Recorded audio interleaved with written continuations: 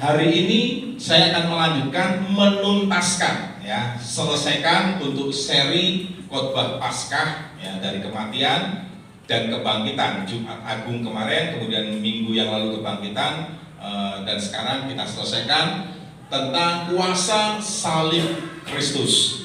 Kemarin kita belajar selama 2 kali pertemuan tentang ini. Kuasa yang pertama adalah kuasa yang menyelamatkan. Jadi ketika Yesus disalibkan, ada dampak, ada kuasa, ada satu hal yang Tuhan kerjakan itu menjadi berkat buat saudara. Apa? Yang pertama kita belajar tentang dampak buat kita itu ketika Yesus disalib, kita tuh diselamatkan. Saudara dan saya diselamatkan. Tanpa Yesus disalib, tanpa Yesus mengorbankan hidupnya, nyawanya, penderitaannya dia lakukan, maka kita tidak akan menjadi selamat.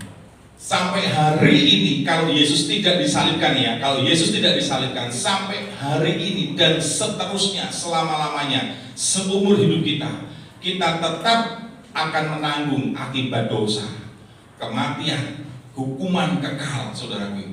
Tapi puji Tuhan, dengan Yesus mati di kayu salib ini, kita bisa menerima keselamatan.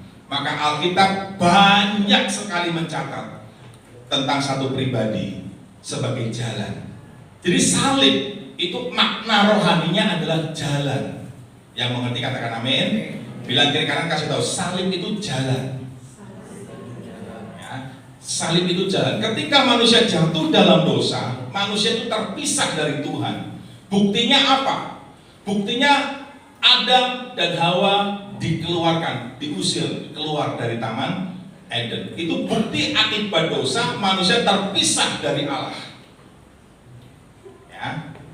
Tapi puji Tuhan, dengan kematiannya dia mempersatukan, dia memperdamaikan kembali kita yang dulu berseteru, yang bermusuhan dengan Allah, dengan akibat dosa kita dipersatukan dengan salib Kristus. Itulah menjadi jalan. Kita yang terpisah karena salib itu, kita punya jalan kembali kepada Tuhan. Nah, dalam waktu kita mempelajari tentang kuasa yang menyelamatkan ini, ada sebuah peringatan, ada sebuah warning buat kita supaya kita waspada. Karena ketika kita menerima keselamatan itu, memang itu gratis.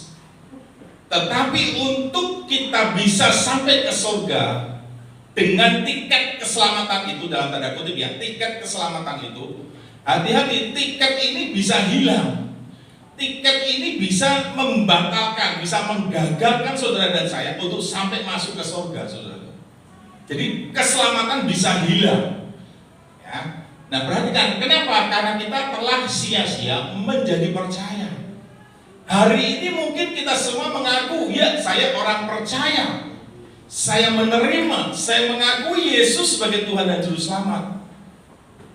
Tetapi jangan lupa, di dalam iman percaya kita harus ada perbuatan, harus ada ekspresi, bukti sebagai bukti dari iman kita itu apa. Namun banyak orang gak sadar, dalam iman percayanya ternyata dia telah sia-sia menjadi percaya. Nah, kita belajar tentang 3 hal ini. Bagaimana iman percaya kita itu menjadi sia-sia. Alkitab membuka kebenaran ini buat kita, supaya kita mengerti, memahami, dan kemudian ini harus hati-hati ini. Karena kalau 3 ini saya lakukan, berarti saya sia-sia jadi percaya. Percuma iman saya, kosong, mati iman saya, dan itu pasti gagal kita. Tuhan bilang begini, bertanya, ketika aku datang ke bumi ini, masih kudapatikah iman? Nah ini, jadi jangan sampai Tuhan datang menjemput kita, tapi mendapati saudara ataupun saya, kita udah nggak punya iman lagi, iman kita udah sia-sia. Jangan sampai terjadi. Puji Tuhan, di khotbah Paskah ini saudara diperingatkan tentang hal ini. 3 hal. Yang pertama, ketika kita tidak terus teguh mempercayai janji Tuhan, saudara bisa gagal, gak sampai kepada tujuan surga itu. Saudara gak akan mengalami janji Tuhan. Hati-hati dengan persoalan, pergumulan hidup kita masing-masing. Jangan sampai itu menggagalkan saudara. Mungkin hari-hari ini sudah berkata, udahlah, sudahlah. Tadinya sudah menggebu-gebu, percaya banget janji Tuhan bahwa persoalan sudah akan dapat diselesaikan, pergumulan sudah akan dapat terselesaikan.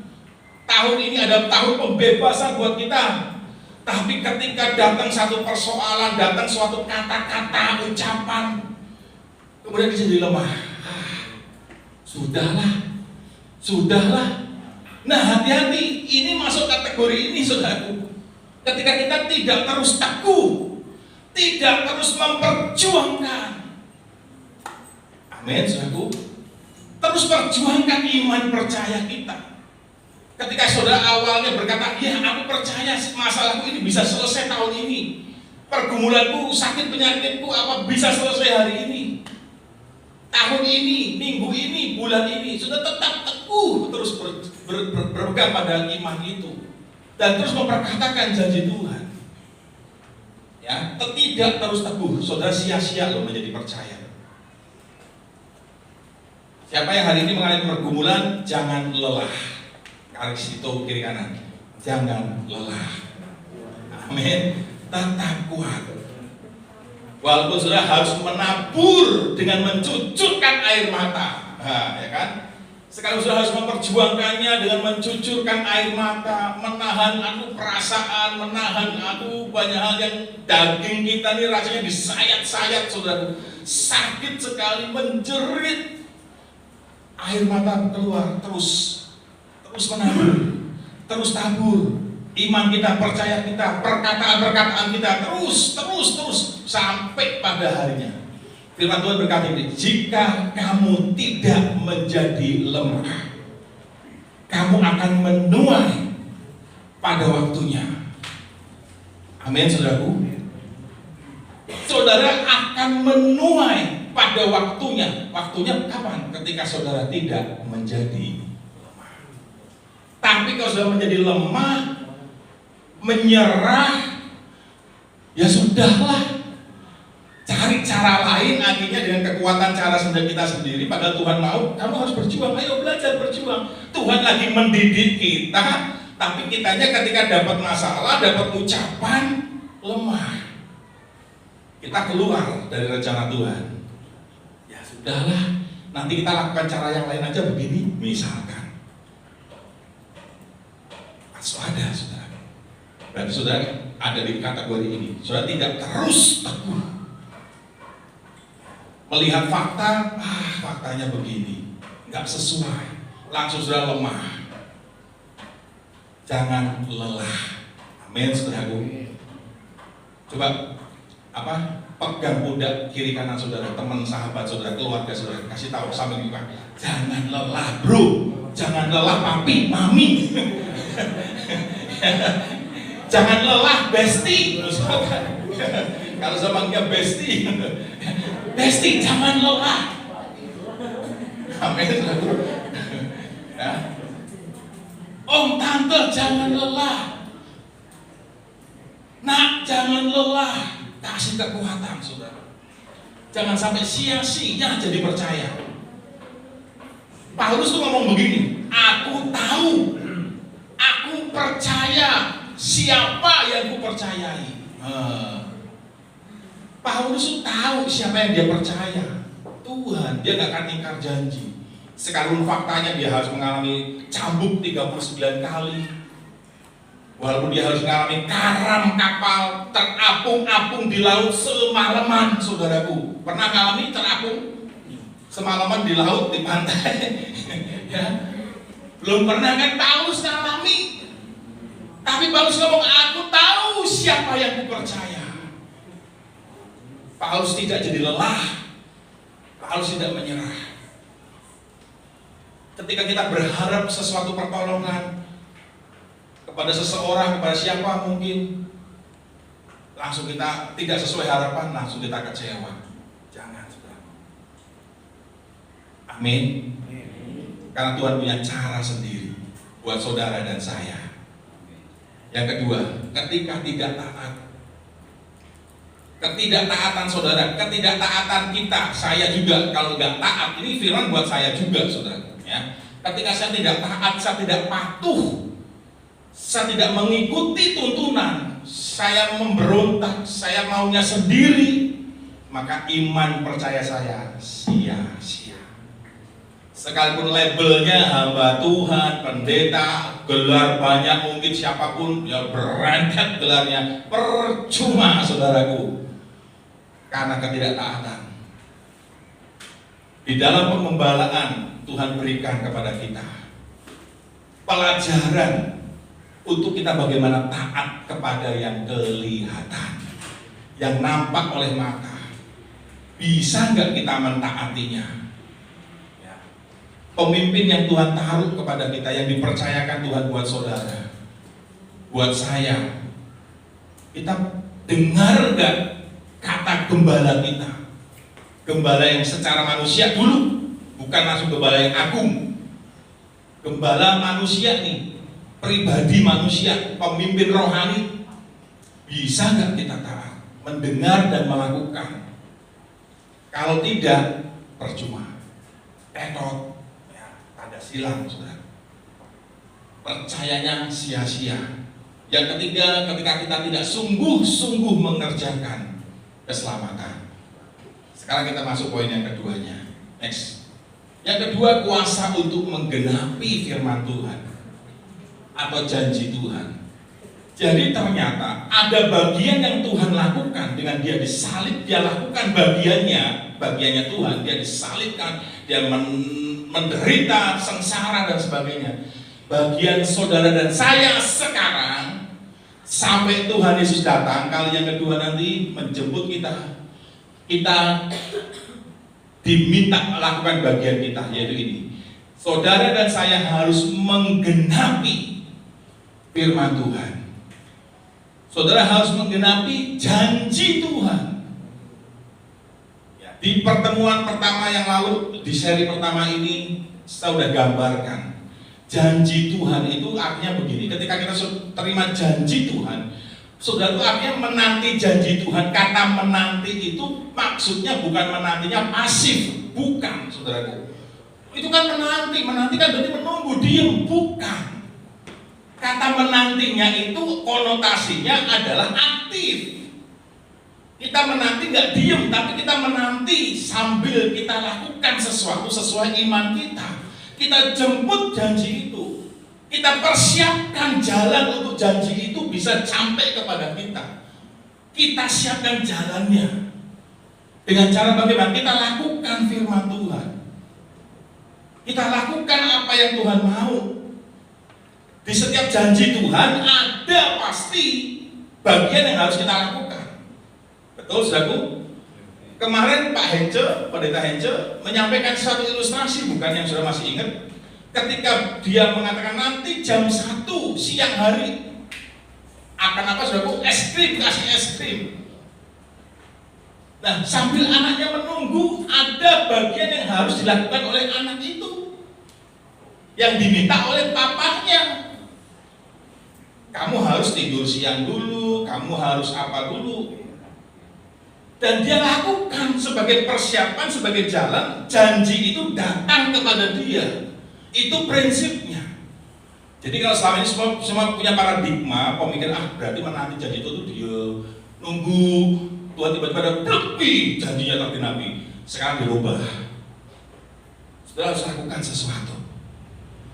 Amin, saudaraku. Seperti janji Tuhan, siapkan wadahnya. Dulu awal kita memulai wadah ini, Tuhan bilang di goa doa, saudaraku, di Taman Getsemani Ungaran, di goa lagi saya berdoa, Tuhan bilang melalui WA yang masuk dari seseorang yang saya nggak kenal, nggak pernah kontak, nggak pernah komunikasi, nggak pernah lihat orangnya, nggak pernah ketemu, tapi tiba-tiba dia bisa punya nomor saya, dia bisa WA ke saya, dia rutin dia WA ke saya. Seorang opa, dia sebutnya namanya opa. Di nama di WA itu opa dia sebut. Tapi hari itu di goa, tiba-tiba WA masuk. Siapkan wadahnya. Wah, langsung itu seperti iman satu terus saya loncat, saudaraku. Ada satu respon yang enggak saya duga.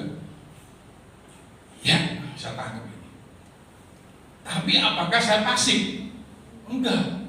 Saya mulai prepare. Satu persatu dikurai, saudaraku. Janji itu yang masih belum berbentuk mungkin, yang masih abstrak, belum jelas, belum nyata. Kita mulai urai satu persatu.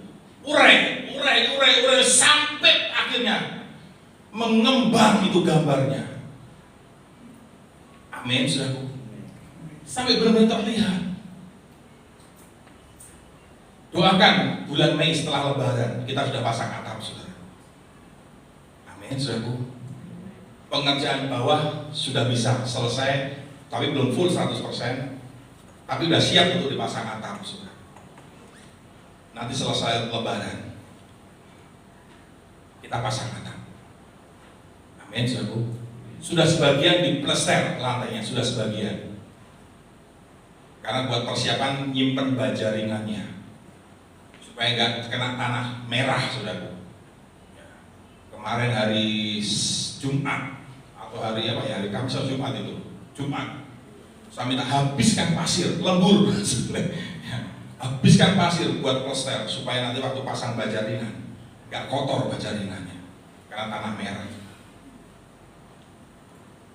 Nanti bulan Mei itu akan ya selesai Lebaran, nanti atap dipasang dengan posisi ya sederhana, kita coba nanti pool di sana. Amin, saudaraku. Ya, menikmati suasana yang baru, walaupun belum 100%, saudara. Paling nggak atap sudah tertutup, udah ada pelesteran, kursi bisa dipasang. Nanti kita pool di sana. Amin, saudaraku. Saudara mau bawa sosis boleh, mau bawa kentang boleh. Nanti kita barbecue di sana. Amin, saudaraku. Haleluya. Menggenapi firman Tuhan. Kita lihat ya bahwa Yesus telah dikuburkan dan bahwa Yesus telah dibangkitkan pada hari yang ketiga. Perhatikan ini, sesuai. Jadi kematian Yesus, kebangkitan Yesus itu sesuai. Artinya apa? Menggenapi firman Bapa di surga. Sesuai dengan kitab suci. 1 Korintus 15 ayat 4. 1 Korintus 15 ini kan perikop yang di Alkitab yang kita pelajari untuk seri ini, saudara ya. Next berikutnya coba klik lagi. Perhatikan ini ya. Peristiwa Yesus ditangkap. Itu nanti sudah bisa baca di Matius 26 ayat 53 dan 54. Sudah catat aja dulu. Kalau mau difoto-foto boleh. Saya munculkan versi TSI, terjemahan sederhana Indonesia. Kalau yang saudara biasa di buku itu LAI, Lembaga Alkitab Indonesia, terjemahan baru. Nah sekarang ada terjemahan baru 2, TB2, itu yang terbaru. Ada beberapa penyesuaian bahasa, saudaraku ya. Nah perhatikan ini, ayat 53-nya. Jangan lupa bahwa aku, kata Yesus, ini Yesus lagi ngomong nih. Peristiwanya waktu Yesus mau ditangkap di Taman Getsemani itu. Dia ngomong nih sama orang-orang yang di situ. Jangan lupa bahwa aku mempunyai kuasa untuk meminta pertolongan dari Bapakku, dan dia, Bapakku itu bersedia segera mengirimkan lebih dari 12 batalion malaikat untuk menolong aku. Jadi ceritanya Yesus kan berdoa tuh di Taman Getsemani. Setelah selesai berdoa, dia ngomong sama 3 orang murid yang dekat sekali dengan Yesus, Petrus, Yakobus, dan Yohanes. Yuk kita pergi dari taman ini. Udah selesai doanya. Pas belum selesai ngomong, itu serdadu itu datang, dibawa oleh Yudas Iskariot. Yudas Iskariot ngomong begini sama serdadu Romawi itu. Orang yang aku peluk, orang yang aku cium, itu namanya Yesus. Itu yang harus ditangkap. Kira-kira begitu. Datang langsung mendekati Yesus, memeluk dan mencium Yesus. Mereka tahu, oh itu yang namanya Yesus yang harus ditangkap. Tiba-tiba muncul satu orang namanya Malkus. bukan Markus, menghunus pedangnya dan menggorok telinga dari salah seorang serdadu di situ. Patah, lepas telinganya. Sama Tuhan dipasang lagi, nempel lagi. Dan Tuhan ngomong ini, kalau aku mau, aku bisa minta tuh berapa batalion? 12 batalion. Satu batalion saya lihat di Kamus Besar Bahasa Indonesia KBBI itu sekitar 300 sampai 1000 personil. Satu batalion. 12 ya kalikan aja. Kalau satu batalionnya sorga 1000 kan berarti 1000 kali 12.000 malaikat. Wah, kebanyakan itu. Ya udah 300 lah, 300 kalau itu kebanyakan. 300 kali 12 berapa, saudaraku? Hitung sendiri ya. Aku mau. Kalau aku mau loh, ya kalau aku mau aku bisa. Oh, mereka selesai semua. Tapi Tuhan nggak lakukan, Yesus nggak lakukan itu, saudara. Perhatikan. Tetapi kalau aku melakukan itu, aku membalas, aku menghancurkan serdadu-serdadu itu, orang-orang itu, termasuk Yudas, ya kan? Maka apa yang dinubuatkan dalam kitab suci tentang aku, tentang kematianku, tentang kebangkitanku, tidak dipenuhi. Seringkali kita tuh memang diperhadapkan dengan situasi sulit, saudaraku. Di dalam kita menggenapi, di dalam kita memenuhi firman Tuhan, terkadang kita diperhadapkan dengan situasi yang sulit. Tapi kita bisa mengatasi situasi sulit ini sampai kita memenuhi janji Bapa.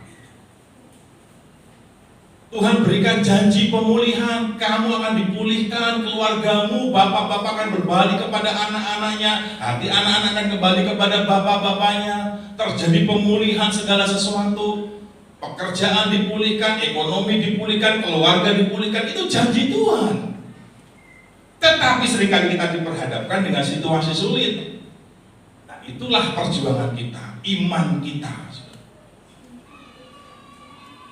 Semakin saudara membalas, semakin saudara bereaksi secara ngawur, katakan nggak sesuai firman, saudara pakai siapa, pakai misalkan pengacara, pakai polisi yang seharusnya nggak perlu, akhirnya apa? Nggak ini, tidak terpenuhi maksud Tuhan, tujuan Tuhan nggak terpenuhi.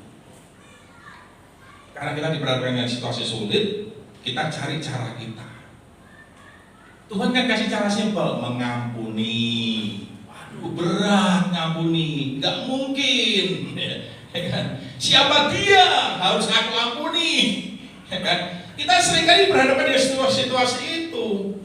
Kita lebih memilih reaksi, wah apa, yang ekstrim mungkin. Jadi nggak terpenuhi akhirnya. Ini contohnya nih Yesus, kalau dia lakukan tindakan yang berbeda, yang lain, saudara dan saya nggak jadi selamat loh. Yesus nggak sampai disalib, saudaraku. Tapi karena Yesus tahu ini jalanku yang harus kulalui sampai ke salib, Golgota itu, dia jalani. Dia relakan dirinya ditangkap. Dia berikan hidupnya, dia ditangkap untuk disiksa, menderita,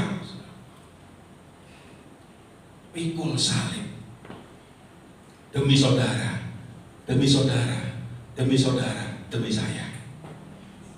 Amin. Next berikutnya. Lalu Yesus berkata kepada orang banyak itu, kalian pikir aku ini penjahat?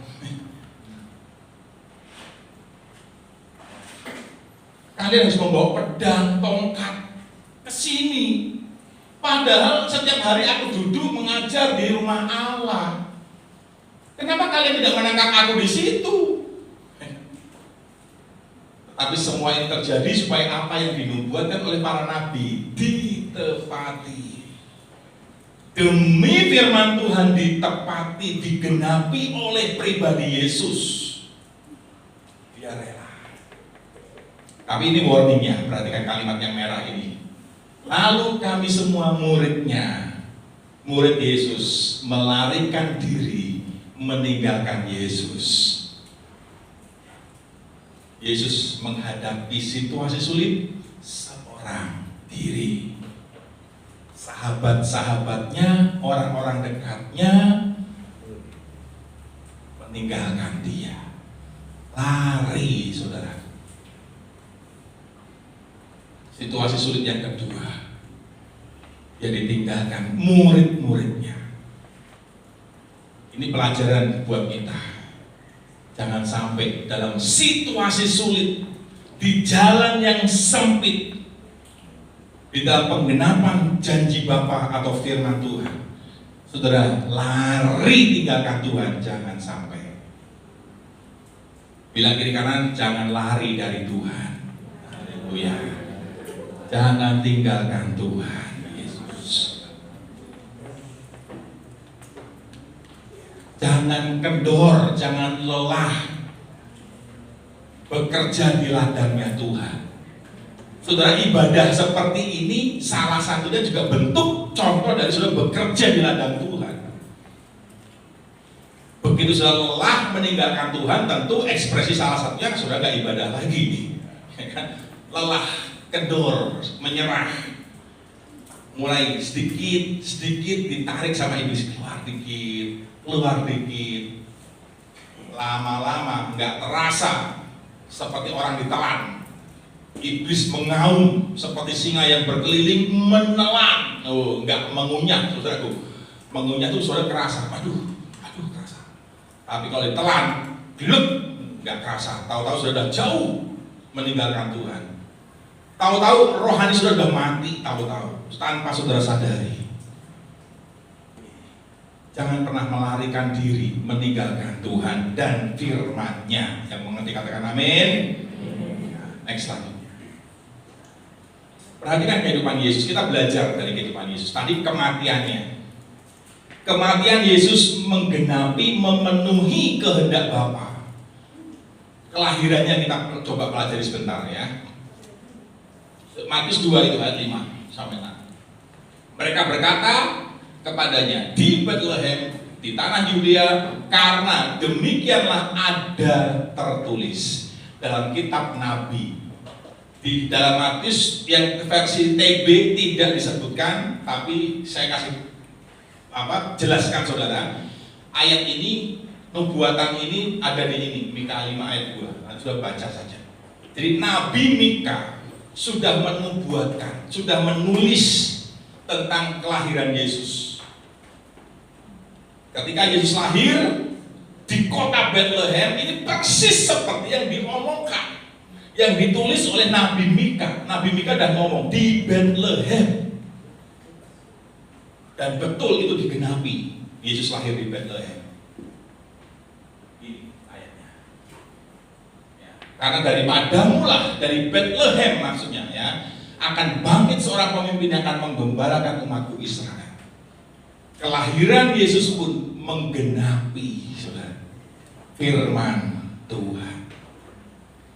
Kelahirannya menggenapi, kematiannya menggenapi, kebangkitannya menggenapi firman Tuhan. Pertanyaannya, kelahiran saudara menggenapi nggak firman Tuhan? Kehidupan saudara, masa hidup saudara, masa pelayanan saudara menggenapi, memenuhi firman Tuhan enggak? Yesus masa hidupnya dan masa pelayanannya, masa hidupnya yang 33 tahun dan masa pelayanannya yang hanya 3,5 tahun, dia pakai seluruhnya untuk menggenapi, untuk memenuhi apa yang jadi maunya Bapa. Fokus hidupnya hanya itu, melakukan, menyelesaikan kehendak Bapa. Makanya Yesus ngomong begini, makananku adalah melakukan dan menyelesaikan pekerjaan Bapa. Yang jadi makanannya itu lakukan, selesaikan, lakukan, selesaikan. Apa yang Tuhan mau, apa yang Bapaknya mau, dia lakukan, dia selesaikan. Dia lakukan, dia selesaikan. Next berikutnya. Nah, ini penggenapannya. Penggenapan yang pertama dari kelahiran Yesus di Bethlehem itu apa? Perhatikan ini. Bethlehem dari semula yang merupakan wilayah atau daerah yang tidak penting. Bethlehem itu kota kecil, nggak penting dulu. Tetapi dengan kelahiran Yesus di Bethlehem menjadi daerah yang penting dan bukan daerah yang terkecil lagi. Dahsyat, saudara. Pelajarannya apa?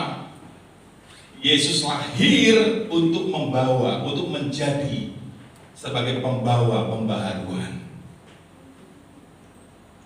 Saudara lahir untuk apa?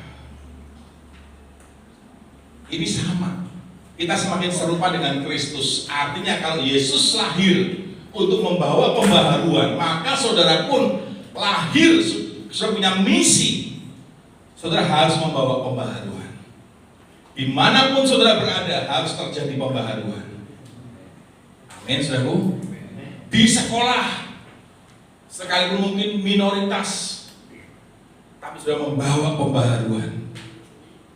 Membawa satu hal yang baru di situ, perbaikan, manfaat, ada sudah menjadi berkat di situ, menjadi pengaruh di situ, menjadi saksi di situ.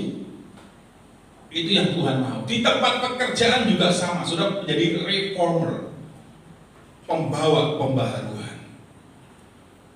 Bagaimana caranya? Dalam komunitas sekolah, misalkan teman-teman kita ini ngomongnya ini nggak bagus, dikit-dikit A misalkan, sudah bawa pembaharuan, sudah nggak lakukan itu, berbeda, saudara. Amin. Jangan sudah ikut-ikutan, pengen ikut arus malahan, dikit-dikit A, kan? Keseleo dikit A, kan? Ngomong apa pasti ada embel-embelnya A. Ngomong apa embel-embelnya lagi A lagi. Nah, ini nggak membawa pembaharuan. Sudah harus berbeda. Amin.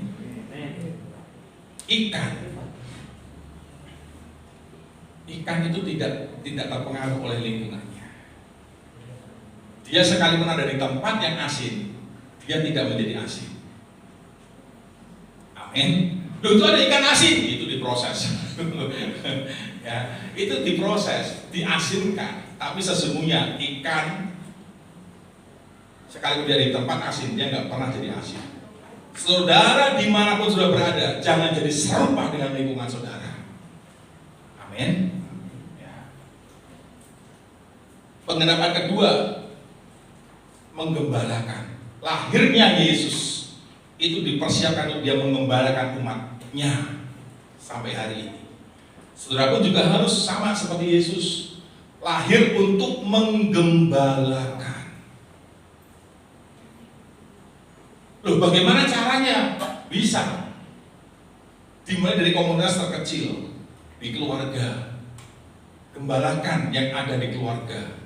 Adik siapa? Ya, mungkin ada adik rohani, mungkin adik jasmani. Siapa yang bisa saudara gembalakan? Dituntun, diajari, dikasih teladan, itu menggembalakan, saudara. Dikasih contoh yang baik. Bagaimana tegar di tengah masalah, bagaimana kuat di tengah masalah. Itu menggembalakan, memberi contoh kepada orang-orang di sekeliling kita. Bagaimana respon kita ketika masalah datang. Sudah bisa mengembalakan dengan cara seperti itu. Yang berikutnya,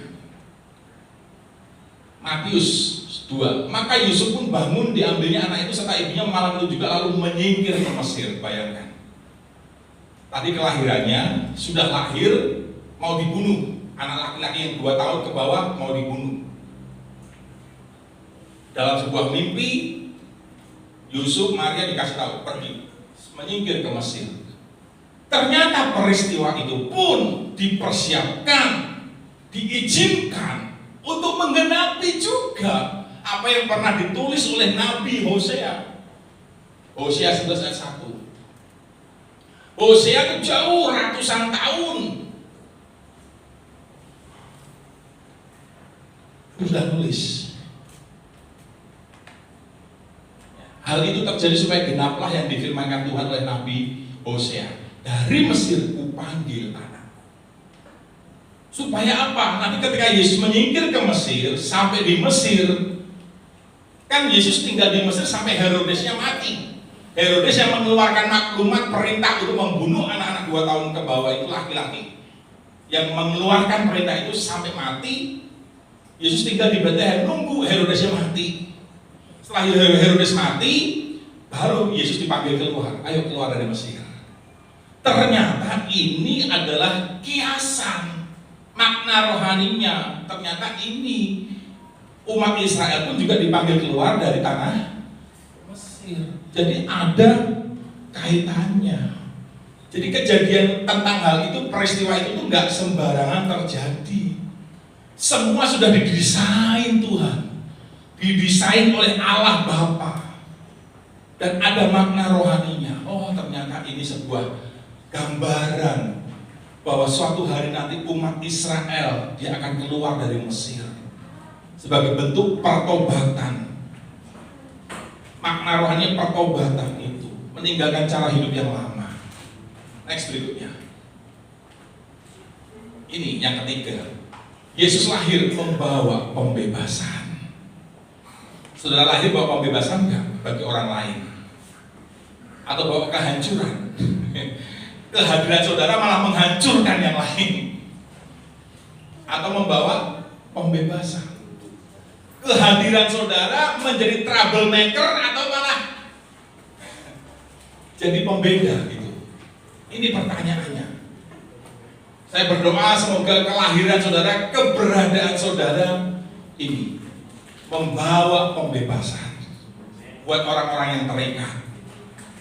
Amin, saudaraku. Tadi menjadi pembawa pembaharuan, menggembalakan, yang ketiga membebaskan. Next berikutnya. Sekarang ini, lihat yang tadi saya bilang ya, Yohanes 4 ayat 34 ayatnya. Kata Yesus kepada mereka, makananku ialah melakukan kehendak Dia yang mengutus aku dan menyelesaikan pekerjaan. Jadi masa hidup, masa pelayanan Yesus dipakai untuk melakukan dan menyelesaikan pekerjaan. Next berikutnya. Kesimpulan sekarang. Ketika Yesus mati di kayu salib, murid-murid merasakan kesedihan karena dia seperti kehilangan induk. Murid-murid gak siap, padahal Yesus sudah ngasih tahu. Beda kalau Yesus belum ngasih tahu, mungkin kaget, mungkin gak siap. Tapi kan Yesus sudah ngomong bahwa anak manusia akan menderita, akan disalibkan, akan mati, tapi akan bangkit pada hari ketiga. Yesus sudah ngomong di pemberitahuan pertama penderitaannya kepada murid-murid. Tapi ketika itu benar-benar terjadi, mereka menyaksikan, mereka kaget, loh, nggak siap, saudara. Mereka sedih, mereka kembali jadi nelayan. Murid-murid balik lagi jadi nelayan, jadi penjala ikan lagi. Padahal dulu sudah diganti, dulu penjala ikan jadi penjala manusia. Yesus mati, balik lagi. Kalau konteks sekarang sudah diselamatkan, sudah terima hidup baru, balik lagi ke kehidupan lama lagi, nyebur lagi di lumpur dosa lagi. Kira-kira seperti itu. Melalui kematian Kristus, kita melihat bahwa Yesus adalah Tuhan yang mampu mengalahkan kematian. Dengan kebangkitannya, Yesus mati dan bangkit. Ini berarti membawa pesan, kematian tidak berkuasa atas Yesus. Amin, saudara. Karena inilah musuh terakhir yang akan dikalahkan. Maut, kematian itu musuh terakhir yang akan dikalahkan. suatu hari nanti tidak akan ada lagi kematian. Amin, saudaraku. Kan sudah dikalahkan. Iman kita pada salib seharusnya iman yang teguh, sebab semua janji Tuhan telah digenapi lewat salib Kristus. Next berikutnya. Kelahiran Yesus, masa hidup, masa pelayanan, kematian, kebangkitan, kenaikan ke surga, dan kedatangan Yesus yang kedua kali. Itu ada semua untuk menggenapi, menyelesaikan rencana, tujuan Bapa. Sekarang pertanyaannya, bagaimana dengan hidup saudara? Paulus menulis begini, kalau aku mati untuk Kristus. Aku hidup juga untuk Kristus. Bagaimana dengan saudara dan saya? Amin, saudaraku. Ujung puncak penderitaan Yesus ketika Yesus berkata begini, Eli, Eli, lama sabatani. Allahku, Allahku, artinya Allahku, Allahku, mengapa engkau meninggalkan aku? Itu puncak. Yesus merasakan kesendirian, ditinggal oleh Bapa. Ini juga banyak terjadi kekacauan paradigma, termasuk orang-orang yang di situ. Dia nggak paham dengan kejadian itu. Mereka nggak paham dengan ucapan Yesus seperti itu. Makanya mereka, wah tuh Yesus manggil Eli, Nabi Elia maksudnya, ya kan? Dia sedang menunggu Nabi Elia. Kita tunggu coba Nabi Elia datang nggak menolong dia, mungkin seperti itu. Nggak paham orang di situ. Padahal maksud Tuhan ngomong Eli, Eli lama sabatani, artinya apa? Dia sedang menanggung dan merasakan bagaimana rasanya terpisah dari Bapaknya akibat dosa. Kan dia menanggung dosa manusia, kan seluruh manusia di bumi dosanya itu di pundak dia semua, ditanggung semua. Akibat dosa terpisah dari Allah. Nah ini keadaan ini Yesus sedang mengalami keadaan terpisah dari Allah. Sehingga dia berkata, Eli, Eli lama sabatani, mengapa engkau meninggalkan aku? Jadi Yesus merasakan penderitaan yang di puncak seperti itu, dalam kesendirian, kesakitan dan sebagainya. Dia harus menanggung sendiri. Bahkan Bapaknya pun memalingkan mukanya, seolah-olah seperti itu, meninggalkan Yesus. Ini puncak penderitaan Yesus. Setelah itu dia berkata, sudah selesai. Dan dia menyerahkan nyawanya kepada Bapaknya. Kuserahkan nyawaku. Selesai itu gak lama, terjadi gelap gulita. Gempa bumi terjadi. Alam menyambut saudara. Alam berduka cita dengan terjadi banyak hal gempa bumi. Tirai bait Allah terbelah jadi dua. Artinya apa? Kematian Yesus membuat kita bisa mengakses secara langsung. Sudah bisa langsung terhubung tanpa perantara kepada Tuhan. Amin, saudara. Kalau dalam perjanjian lama harus terhubung melalui imam dulu, tetapi sejak kematian Yesus sudah punya akses langsung kepada Bapa. Sudah tinggal datang kepada Bapa, ngomong curhat sama Bapa di surga. Yang mengerti katakan amin.